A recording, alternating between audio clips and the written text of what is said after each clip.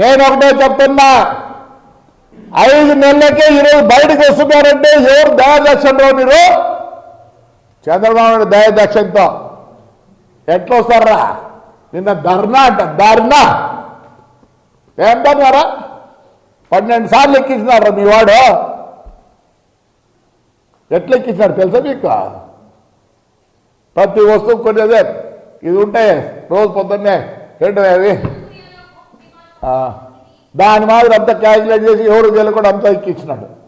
Share market మాదిరి, share market మాదిరి, share market మాదిరే ఉంది చూడ. మొత్తం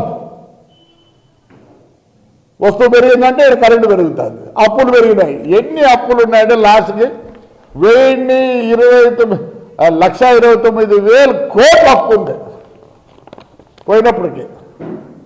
వీళ్ళు ఎవరో చెప్పినట్ట, వాడు చెప్పినట్ట, వీళ్ళంతా రోడ్డు మీదకి వచ్చినారంట.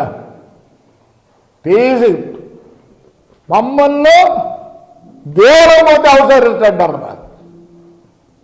ఆయన పుణ్యాన, ఆ పెద్ద ఆయన పుణ్యాన్ని మీరు చల్లగా ఉన్నారు.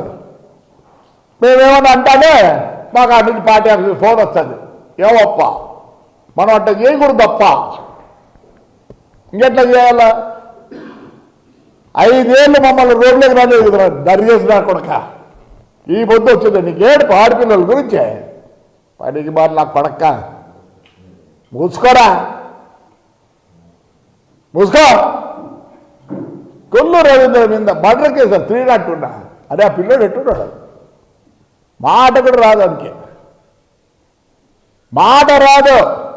సిగ్గులే ఈ ముందు ఏడుస్తాను.